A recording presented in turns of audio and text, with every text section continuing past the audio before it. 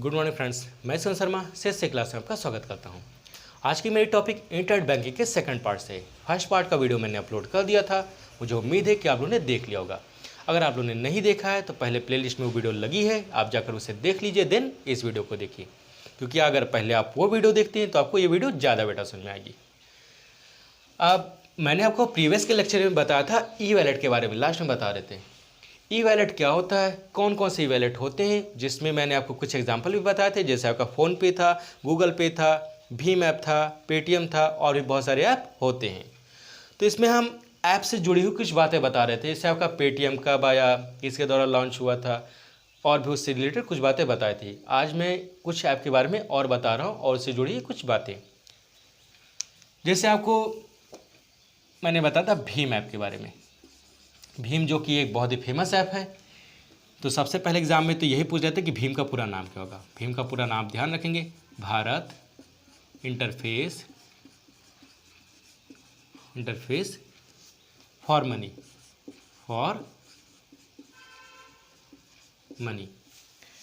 तो आप एग्ज़ाम में कई बार जैसे इसका नाम ही पूछ रहे थे कि भीम का पूरा नाम क्या होता, तो इसका आप नाम याद रखेंगे।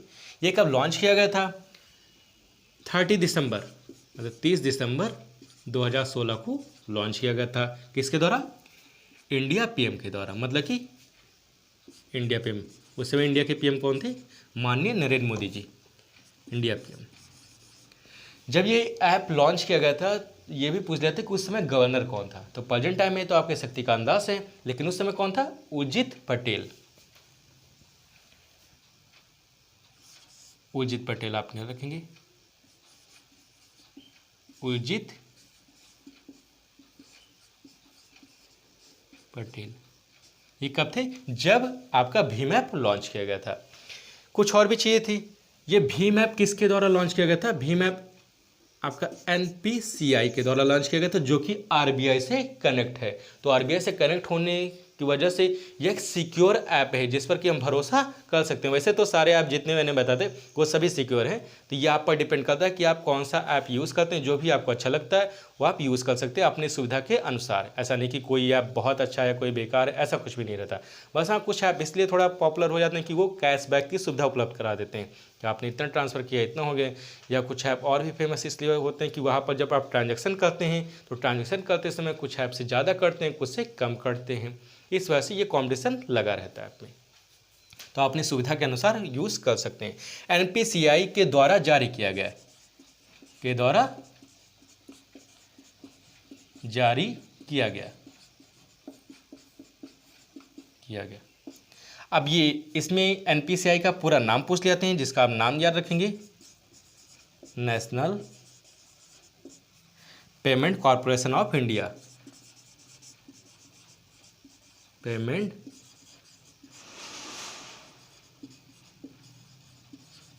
कॉरपोरेशन ऑफ इंडिया हो जाएंगे। ये तो आपका भीम ऐप के बारे में था कि भीम ऐप क्या होता है। भीम का पूरा नाम पहले कभी लॉन्च किया गया था, उस समय गवर्नर कौन थे और किसके द्वारा लॉन्च किया गया था? पीएम के द्वारा, हमारे इंडिया के पीएम के द्वारा। कुछ और पूछ लेते हैं कि इसमें हम एक बार में ट्रांजैक्शन कितना कर सकते हैं। तो जैसे आपका एटीएम रहता है, एटीएम से हम जैसे निकाल कितना सकते हैं या हम भेज कितना सकते हैं। तो एक दिन में हम एटीएम से कितना 40,000 कुल, मतलब 40,000 कुल रुपये निकाल सकते हैं, जिसमें एक बार में 20,000 रुपये, देन 20,000 रुपये। तो हम जैसे एटीएम से निकालते हैं कुल 40,000 रुपये, वैसे हम भीम ऐप के द्वारा भी ऐसा कर सकते हैं। तो आपका वन टाइम अगर ट्रांजेक्शन पूछे, वन टाइम ट्रांजेक्शन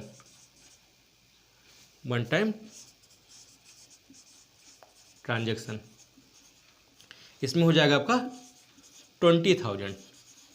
एक बार में 20,000 कर सकते हैं, और टोटल अगर हम कहें कि हम कुल मिलाकर कितना कर सकते हैं तो आपका 40,000 आ जाएगा। यहाँ पर आप इतना जो आपका पॉइंट पूछता जुड़े हुए स्थित थे भीम ऐप के द्वारा, जो कि आपके एग्जाम में पूछे जाते हैं, वो सारे मैंने आपको बता दिए। अब इससे थोड़ा हम आगे बढ़ते हैं, ये आप नोट कर सकते हैं।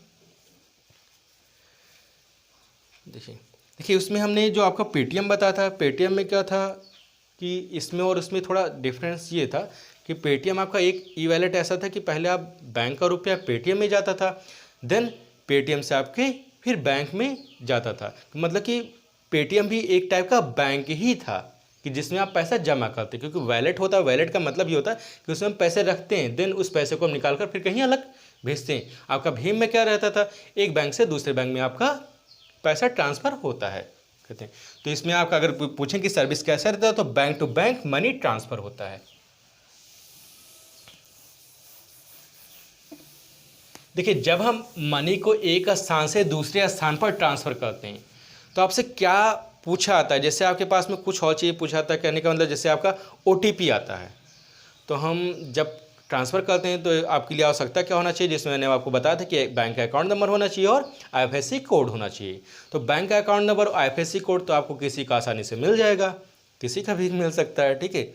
उसके बाद में आपको जो OTP होता है, OTP कैसे मिलेगा और ये OTP होता क्या है, देखेंगे इधर।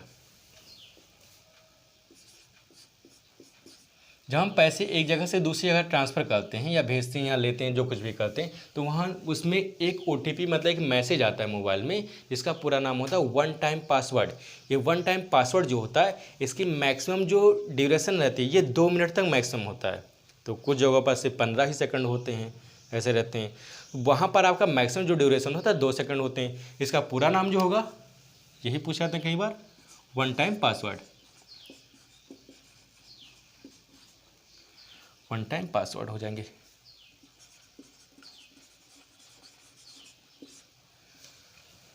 अब आपका इसमें एक प्रकार के सिक्योरिटी के रूप में प्रोवाइड करता है। सिक्योरिटी का मतलब होता है जैसे आप किसी का मान लिया अकाउंट नंबर जान गए, उसका IFSC कोड तो आप गूगल से भी सर्च कर सकते हैं। तो आप अकाउंट नंबर या IFSC कोड वगैरह जानने के बाद में उसके बाद में पैसे तो भेज सकते हैं, लेकिन अगर उस स्टूडेंट या उस कस्टमर का अगर आपको पैसे निकालना हो या कहीं कुछ ट्रांसफ़र करना हो, तो ऐसे कंडीशन में क्या होता है कि आपकी सिक्योरिटी के लिए या वेरीफाई करने के लिए कि कस्टमर वही है कि कोई और है या कोई अनधिकृत यूज़र करता है तो नहीं यूज़ कर रहा है, तो एक OTP जनरेट होता है जो कि उस बैंक अकाउंट से और मोबाइल नंबर का लिंक होता है। मोबाइल नंबर पर आता है OTP, देन उस OTP, अगर आपका मोबाइल नंबर है, आपके पास है मोबाइल, तब तो आपको OTP पता चल जाएगा, अगर नहीं रहता तब नहीं पता चलेगा। तो आपको सिर्फ एक बात ये ध्यान रखना कि जो OTP होता है उसका पूरा नाम वन टाइम पासवर्ड होता है, और यह एक प्रकार का सिक्योरिटी प्रोवाइड करता है कि कोई अनधिकृत उपयोगकर्ता हमारे किसी प्रकार के ट्रांजेक्शन में कोई हस्तक्षेप ना कर सके, जो कि इलीगल हो इसमें कोई हस्तक्षेप ना कर सके।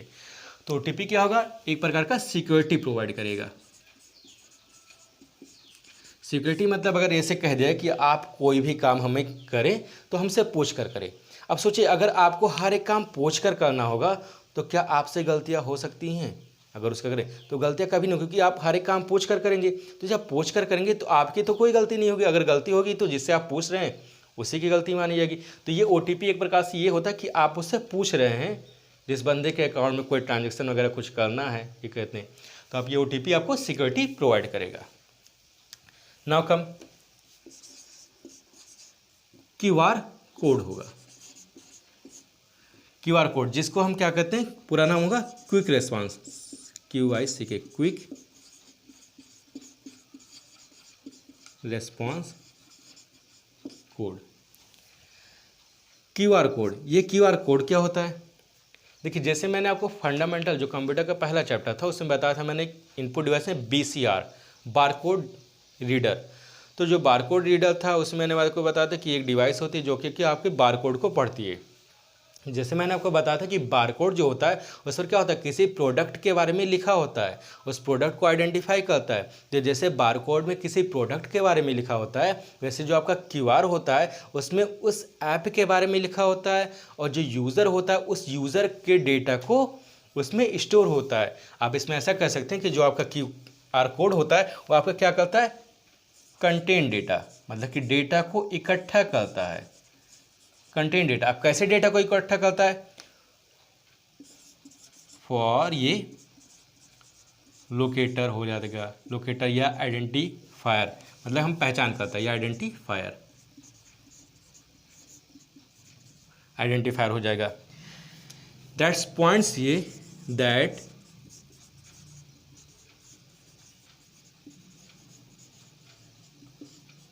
पॉइंट से वेबसाइट और ऐप्स हो जाएगा, ऐप्स या एप्लीकेशन कह दिए। देखिए, जो आपका क्यूआर कोड होगा, मान लिया आप जैसे व्हाट्सएप बना रहे हैं, तो व्हाट्सएप बनाते हैं तो एक क्यूआर कोड होता है। उस क्यूआर कोड में क्या होता है, जो आपका व्हाट्सएप होता है उस व्हाट्सएप की भी जो इन्फॉर्मेशन होती है वो क्यूआर कोड में होती है, और जिस यूज़र को व्हाट्सएप बन रहा है उस यूज़र की भी इन्फॉर्मेशन क्यूआर कोड में संग्रहित होती है। तो जैसे आपका मैंने बताया कि बारकोड में प्रोडक्ट का डेटा होता है और क्यूआर कोड में उस ऐप्स की बातें और ऐप से जो रिलेटेड इन्फॉर्मेशन होती है जरूरी वो रहती हैं, और यूज़र से रिलेटेड इन्फॉर्मेशन भी आपका क्यूआर कोड में होता है, जो आपका क्यूआर कोड स्टोर रखता है। अब क्यूआर कोड के बारे में, ये तो आपका क्यूआर कोड हो गया। ये तो मैंने आपको बताया कि आप जब ट्रांजैक्शन करते हैं उस समय आता है। और क्यूआर कोड क्या होता है, इसमें आपके ऐप्स के इन्फॉर्मेशन होते हैं। जो यूज़र होता है उस यूज़र की जैसे क्या कहते हैं, जो उसका लोकेटर, उसका स्थान वगैरह उसकी पहचान करता होते हैं। तो वेबसाइट में आपको कहते हैं वेबसाइट या एप्लीकेशन, उसके बारे में आपको इसमें डेटा स्टोर होता है क्यूआर कोड में।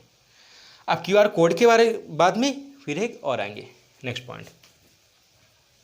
देखिए, थोड़ा सा अगर आपको ओटीपी समझ में नहीं आया होगा तो आप कमेंट करके बताइएगा, मैं आपको देन डिटेल में बता दूंगा। कहते हैं वैसे ओटीपी कोई बहुत बड़ी चीज़ नहीं है, आप सभी लोग जानते हैं। कोई फॉर्म वगैरह अप्लाई करते हैं तो ओटीपी आपके मोबाइल में जाता है। ये एक प्रकार से यही पूछा है कि यह फॉर्म आप ही का है किसी और का है, जैसे ओटीपी आपके मोबाइल वगैरह में जाता रहा। जैसे आपका जब कोई पासवर्ड वगैरह चेंज करते हैं तो पासवर्ड जब चेंज करते हैं तो क्या होता है, ओटीपी आपके ईमेल आईडी या फिर मोबाइल नंबर पर जाता ही तो है। तो मतलब सिक्योरिटी प्रोवाइड करता है कि ऐसा नहीं कि कोई दूसरा आपका पासवर्ड चेंज कर दे। तो कोई अगर मान लो ओटीपी ना जाता तब तो कोई भी बंदा आपका पासवर्ड आसानी से चेंज कर देता या कोई भी यूज़ कर देता। तो ये आपको क्या प्रोवाइड किया, सिक्योरिटी प्रोवाइड कर दिया। अब आप इसमें बस एक क्वेश्चन पूछा था कि ओटीपी का पूरा नाम क्या होता है, वन टाइम पासवर्ड होता है। देखिए, मेरी पूरी इतनी कोशिश रहती है कि आपको हर एक टॉपिक समझ में आए, और समझ में भी कैसे ना आएगा क्योंकि आपके सामने शिवम शर्मा खड़ा है, तो ऐसा नहीं हो सकता कि आपको समझ में कोई टॉपिक ना आए। नाउ कम इसमें देन मैं आपको बताऊंगा यूपीआई। यूपीआई पूरा नाम क्या होता है, यूनिफाइड पेमेंट सिस्टम। यूनिफाइड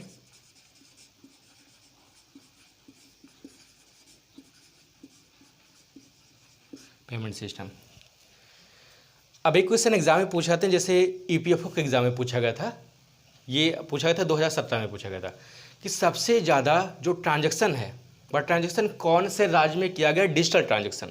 ठीक है, मतलब कि जो डिजिटल होते हैं डिजिटल ट्रांजैक्शन कौन से राज्य में किया गया है, तो उसमें वहाँ से पूछा गया था। और फिर जल्दी से आपका इधर भी आया हुआ है, किसी एग्जाम में ध्यान नहीं कि कौन से एग्जाम में पूछा गया। तो डिजिटल ट्रांजैक्शन सबसे ज़्यादा इंडिया में कौन से राज्य में किया गया, वो होता है महाराष्ट्र। महाराष्ट्र में सबसे ज़्यादा डिजिटल ट्रांजैक्शन किया गया, ये मैंने आपको प्रीवियस के लेक्चर में भी बताया हुआ था।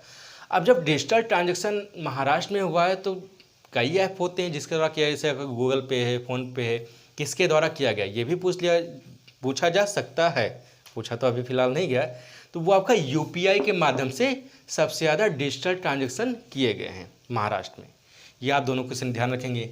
अब ये यूपीआई क्या होता है, देखिए यूपीआई तो प्रत्येक बैंक वाले के पास उनका ऐप होता है कि आपका एसबीआई का यूपीआई चाहिए कि इलाहाबाद का यूपीआई चाहिए या आपका आईसीआईसीआई बैंक का यूपीआई चाहिए, विजया बैंक का यूपीआई चाहिए। तो हर एक बैंक का अपना अपना यूपीआई होता है, ठीक है। अब आप किसी भी बैंक के यूपीआई को आप डाउनलोड करके किसी भी बैंक का वर्क कर सकते हैं। जैसे कहने का मतलब आपको एसबीआई का यूपीआई अच्छा लगता है, ठीक है, आपने क्या किया कि यूपीआई सभी बैंक का होता है, हमने कह दिया कि मुझे एसबीआई का यूपीआई चाहिए, तो आप प्ले स्टोर में जाएंगे, एसबीआई का यूपीआई डाउनलोड कर देंगे वो ऐप, ठीक है। डाउनलोड करने के बाद में आप चाहें तो एसबीआई के यूपीआई से आप अपने जो पीएनबी बैंक है इससे आप कनेक्ट हो जाएंगे। तो मतलब कहने का यह है कि आप किसी भी बैंक के यूपीआई ऐप को डाउनलोड करने के बाद में आप किसी बैंक के से अपने अकाउंट से कनेक्ट हो जाएंगे। तो पहला आपने क्या देखा कि यूपीआई एक प्रकार का ऐप था जिससे हम कोई ट्रांजैक्शन कर सकते हैं, किसी भी प्रकार के बिल को आप पेमेंट कर सकते हैं। जैसे आपका पानी का बिल हुआ, बिजली का बिल हुआ, कहीं मार्केट में शॉपिंग वगैरह करने गए, कोई पेमेंट करना हो किसी को, तो आप किसी भी टाइप के पेमेंट को कर सकते हैं, कोई ट्रांजेक्शन आसानी से कर सकते हैं। सबसे खास बात इसमें होती है कि आपको जैसे नेफ्ट बताया था, आरटीजीएस बताया था। अब उसमें नेफ्ट आरटीजीएस में क्या था कि मुझे रात को 11 बजे रुपया चाहिए तो नहीं मिलेगा, ठीक है, क्योंकि उस समय का कंडीशन था। अब आपका जो यूपीआई है उसमें समय का कोई कंडीशन नहीं, ये आपका वर्क क्या करता है 24/7, 24/7 आपका वर्क करता है। तो ये तो आपका मतलब कि 24 घंटे आपके वर्क करते रहते हैं। मैंने क्या होता कि आपके प्रत्येक बैंक का यूपीआई ऐप होता है जिसको आप डाउनलोड करके किसी भी बैंक से कनेक्ट हो सकते हैं। एक और ख़ास बात होता है कि यूपीआई में मान लिया आपने एसबीआई का कर लिया, अब आपके पास में कई बैंक हैं। जैसे हमने कह दिया कि आपके पास पीएनबी बैंक है, एचडीएफसी बैंक है, विजया बैंक है, तो आपके पास में मान लिया हमने 3 बैंक हैं, और भी बैंक हो तो अच्छी बात है, ठीक है। आप ये जब 3 बैंक हैं आपके पास में, तो आप तीनों बैंक, ठीक है, तीनों बैंक को आप एक ही यूपीआई ऐप से तीनों बैंक को कनेक्ट कर सकते हैं। एक ही यूपीआई से आप तीनों बैंक को कनेक्ट कर सकते हैं। और जब आप तीनों बैंक को कनेक्ट कर लेंगे तो आपको किसी भी बैंक में अपना ट्रांजेक्शन करना हो, कि आपको मान लो इस बैंक से इसमें करना हो, इसमें करना हो, किसी से भी किसी में करना हो, आप आसानी से भेज सकते हैं या ले सकते हैं, कुछ भी कर सकते हैं। और जब आप भेजते हैं तो अभी तक मैंने आपको बता दिया कि भेजने के लिए आपको क्या चाहिए था, आईएफएससी कोड वगैरह चाहिए था, कि आईएफएससी कोड चाहिए और अकाउंट नंबर चाहिए, तब आप भेजेंगे। बट इसमें ऐसा कुछ नहीं है कि आपको आईएफएससी कोड चाहिए। इसमें क्या रहेगा, इसमें आपका एक आईडी होता है, उस आईडी को हम कहेंगे, जैसे थोड़ा सा इसमें इरेज कर दें फिर आपको बताते हैं।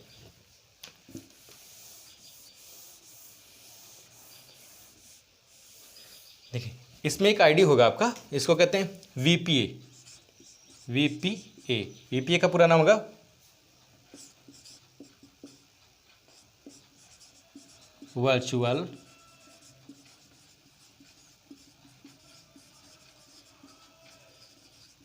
वर्चुअल पेमेंट एड्रेस, वीपीए का पूरा नाम। आप ये हमने क्या कहा कि जैसे आपको वहाँ पर अकाउंट नंबर देते थे पैसा कुछ भी इधर उधर भेजने के लिए, वैसे आपके पास एक वीपीए होगा, मतलब एक अकाउंट, एक एड्रेस होगा, उस एड्रेस के माध्यम से भेजेंगे। आप कहेंगे ये वीपीए क्या होता है, ये कैसा एड्रेस होता है। तो जैसे आपको मैंने बताया था, ईमेल पढ़ा था, ईमेल में क्या बताया था कि आपका जैसे ईमेल आईडी होता है, कि आपके पास जब किसी को ईमेल भेजना हो तो ईमेल कैसे भेजते थे, जिस बंदे के पास भेजना हो उसका ईमेल आईडी आपको पता होना चाहिए, और आपके पास में भी आपका ईमेल होना चाहिए। तो जब आपके पास में आपका ईमेल होगा, देन उस बंदे के पास में उसका ईमेल आईडी होगा जिसके पास में आपको भेजना है। तो दोनों के पास में जब ईमेल आईडी होगा तभी तो आप एक दूसरे के पास में भेज सकते हैं। उसी प्रकार से आपका जैसे ईमेल था वैसे आपका वीपीए होता है, कि आपका जैसे यहाँ पर वीपीए आपका कोई नंबर हो गया या आपका नाम ही हो गया, ठीक है।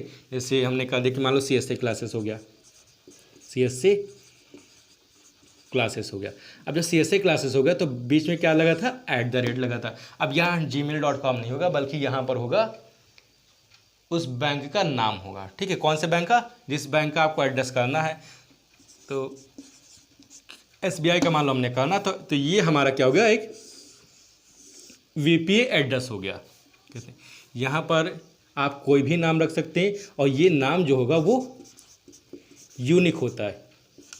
यूनिक का मतलब जैसे सभी का मोबाइल नंबर अलग होता है, सभी का ईमेल आईडी अलग होता है, ये सब कुछ अलग अलग होता है, वैसे आपका ये जो नाम होगा वो भी यूनिक होगा। और यहाँ पर आपका बैंक तो आप कोई बैंक का कर सकते हैं और कई बैंक से आप कनेक्ट हो सकते हैं। ये आपका क्या हुआ, वीपीए, जिसका पूरा नाम क्या होता है, वर्चुअल पेमेंट एड्रेस होता है। अब ये वर्चुअल पेमेंट एड्रेस के बाद में फिर इसमें और क्या पूछे जाते हैं, ये देखेंगे। इसमें 3 चीज़ जो मैंने आपको बता दिया, कि आपका यूपीआई का पूरा नाम पूछे जाते हैं। सबसे ज़्यादा ट्रांजैक्शन आपका यूपीआई से किया जा चुका है अभी तक, वो भी महाराष्ट्र राज्य में किया गया है। यूपीआई में क्या होता है कि कई सभी बैंक के आपके ऐप होते हैं, जिस भी बैंक का आपको अच्छा लगेगा उस बैंक को आप डाउनलोड, मतलब उस ऐप का बैंक आप डाउनलोड कर दिए, उससे आप अपना रजिस्टर्ड कर सकते हैं। अब देखिए इसमें कई स्टूडेंट पूछेंगे कि सर ये रजिस्टर्ड कैसे करेंगे, यूपीआई ऐप को हम कहाँ से डाउनलोड करके उसमें हम पैसे वगैरह कैसे भेजते हैं, या हम कैसे मतलब अपने अकाउंट से कनेक्ट होंगे। तो आपको पूरा बनाने का प्रोसेस इस वीडियो में ऐसे बताना पॉसिबल नहीं होगा, क्योंकि वीडियो बहुत ही लंबी हो जाएगी। अगर आप लोग कमेंट करके बताएंगे कि हाँ सर पूरा प्रोसेस का बताइए, तो मैं पूरी प्रोसेस आपको नेक्स्ट वीडियो में बता दूंगा, ठीक है। बट अगर आप कहेंगे तो इसको इसलिए नहीं बता रहा क्योंकि जो इस लेक्चर का मतलब या जो हम पढ़ा रहे हैं पूरा कंप्यूटर, उसका जो मुख्य उद्देश्य है वह कंपटीशन परीक्षाओं में जिस तरह से क्वेश्चन पूछे जाते हैं उस क्वेश्चन को ध्यान में रखते हुए मैं आपको उन सभी से जुड़ी हुई बातें बता रहा हूँ, ठीक है। अब आपको कैसे रजिस्टर्ड करना है या कैसे पैसे भेजना है, ये एग्ज़ाम में जैसे नहीं पूछे जाते हैं, तो मैं उस पर ज़्यादा फोकस नहीं कर रहा हूँ। हाँ, लेकिन अगर आपको नॉलेज चाहिए होता है तो आप कमेंट करिएगा, मैं उसको भी आपको बता दूंगा।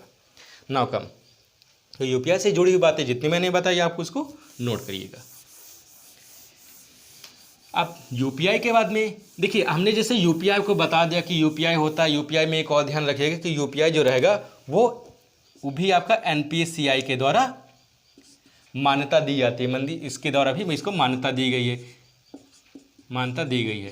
तो जब इसके द्वारा आपको मान्यता दी गई तो क्या होता है, ये भी एक प्रकार से सिक्योर हो जाता है। अब सिक्योर है तभी तो क्या कहते हैं कि सबसे ज़्यादा इसका यूज़ किया गया। अगर सिक्योर ना होता तो सबसे ज़्यादा यूज़ कैसे करते।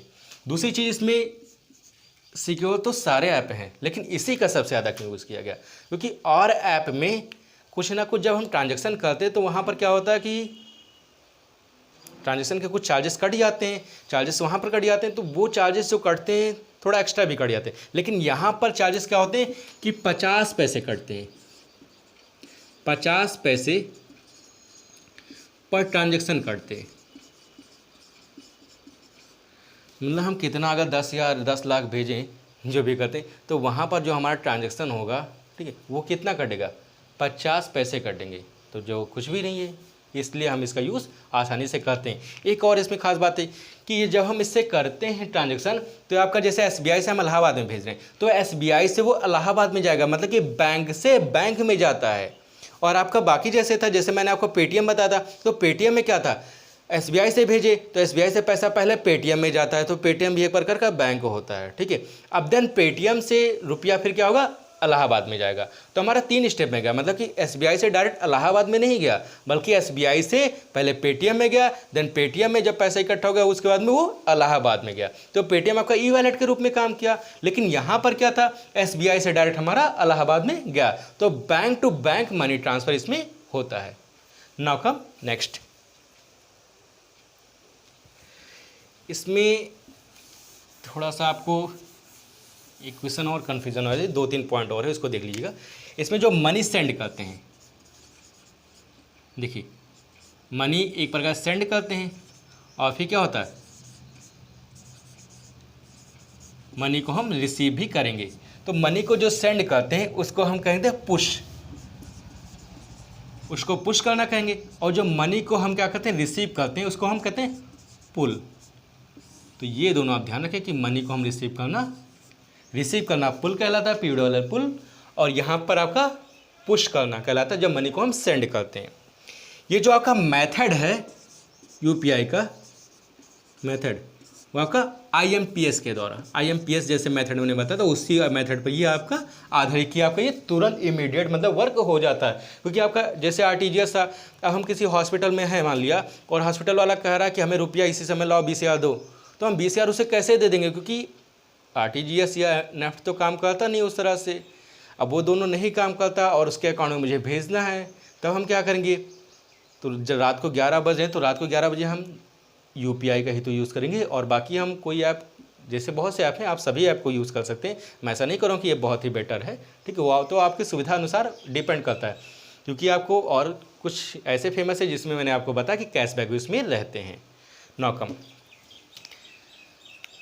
यूपीआई के बाद में आपका एक होता है यूएसएसडी। वो देखते हैं क्या यूएसएसडी क्या होते हैं।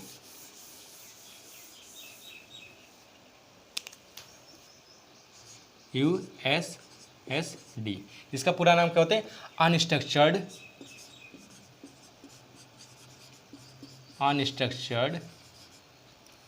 सप्लीमेंट्री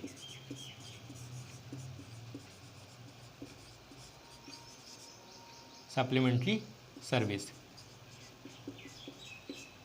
ये कैसे होते हैं, अब देखिए अपने मोबाइल का अक्सर आप बैलेंस वगैरह तो चेक किए होंगे, सभी लोग चेक करते हैं।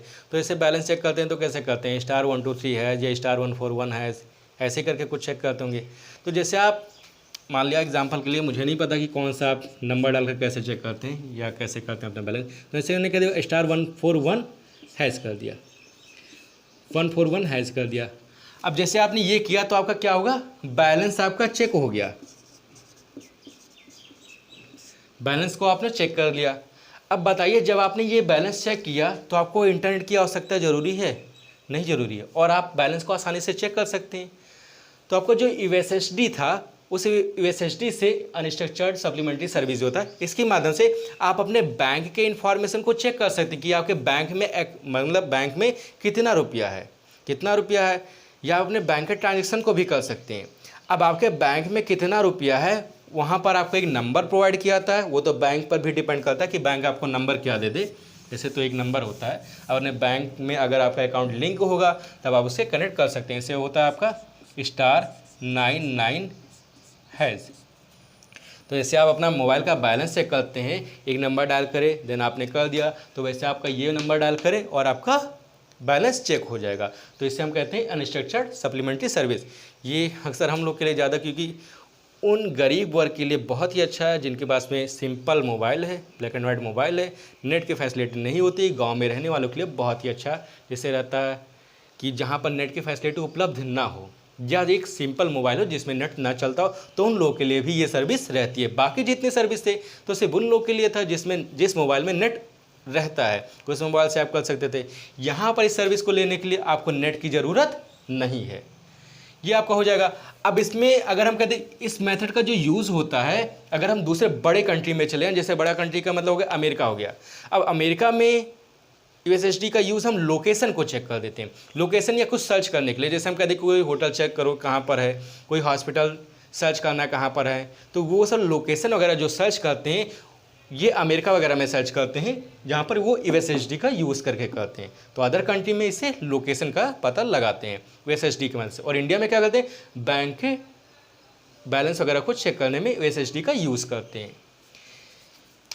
इसके बाद में एक और आएगा आपका AEPS। AEPS हो जाए, इसका पूरा नाम होगा आधार इनेबल पेमेंट सिस्टम।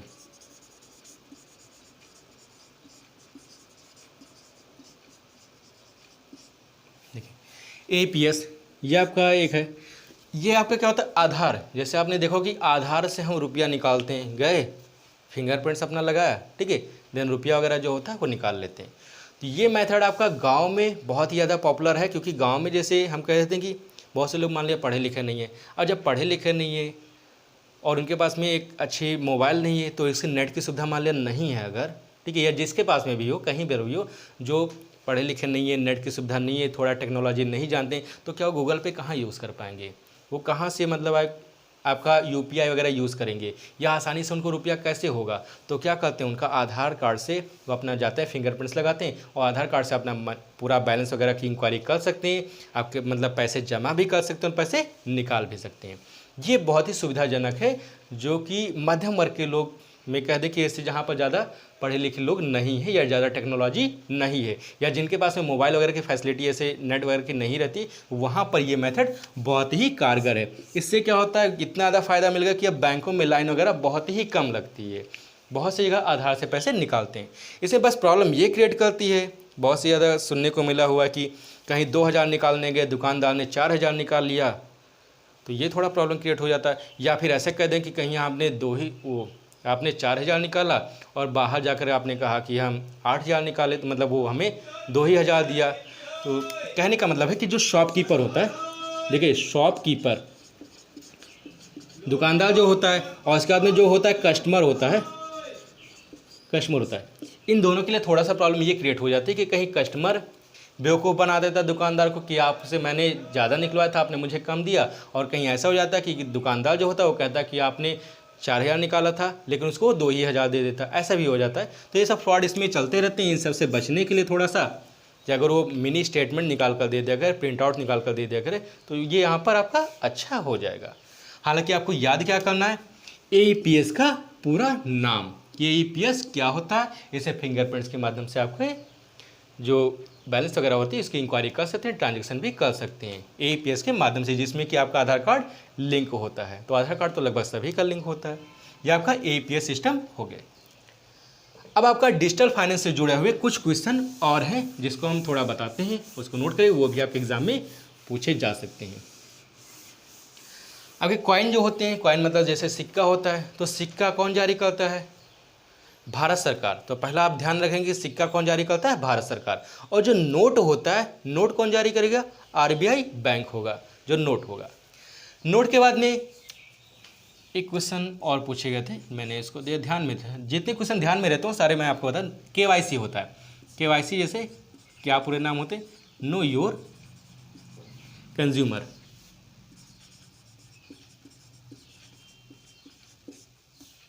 ये थोड़ा मुझे कन्फ्यूज़न है यहाँ पर, कंज्यूमर होगा कि कस्टमर, आप इसको ध्यान रख लीजिएगा, ठीक है।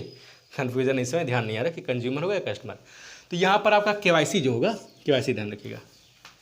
केवाईसी से क्या होता है कि जैसे बैंक में जाते हैं तो आपका जो डेटा है, जैसे आपका नाम लिखा है, फादर मदर नेम लिखे हुए हैं, ठीक है, आपकी जैसे कोई पुरानी इन्फॉर्मेशन जब आपकी हो जाती है तो आपकी इन्फॉर्मेशन जो होती है उसको अपडेट करने के लिए केवाईसी फॉर्म होता है, उसको भरा जाता है। तो कोई पूछे कि केवाईसी क्या होता है, तो आपकी इन्फॉर्मेशन को अपडेट किया जाता है, उसके लिए आपके केवाईसी फॉर्म भरा जाता है। अब अपडेट क्यों करते हैं, क्योंकि मान लिया आप 10 साल थे जब अकाउंट ओपन किया, फिर आप कहते हैं कि 15 साल में हो गए, तो 15 साल के बाद में क्या होगा, आप थोड़ा चेंज तो हो ही जाएंगे कि 10 साल में कैसे थे, 15 साल में कैसे हो गए, 20 साल में कैसे हो गए।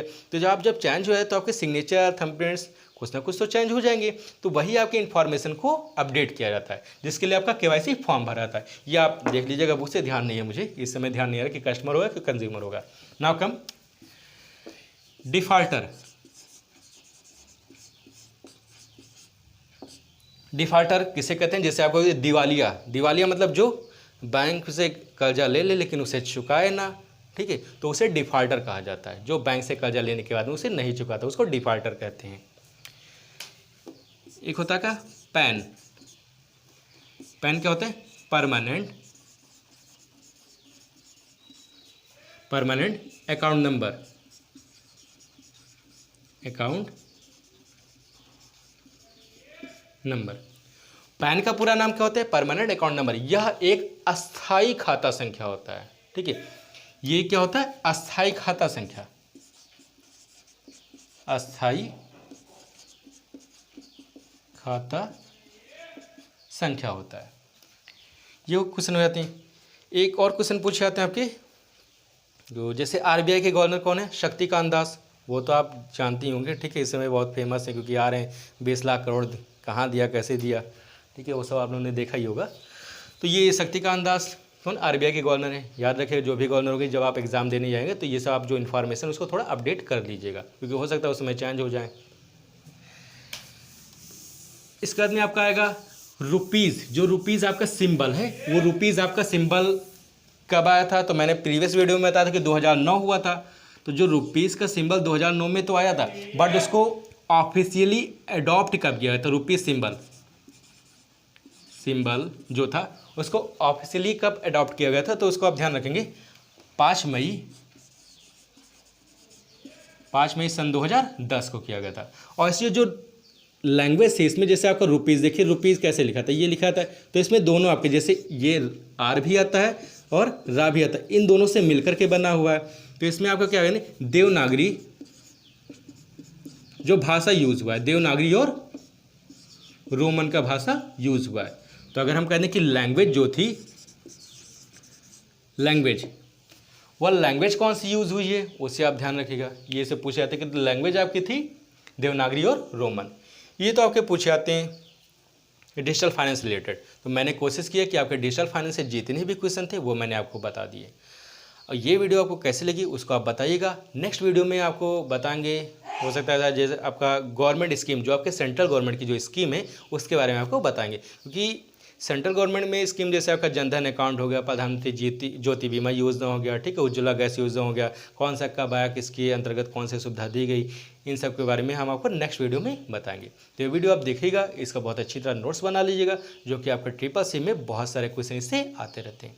क्या वीडियो आपको कैसी लगी इसको आप कमेंट करके बताइएगा। Thanks for watching this video.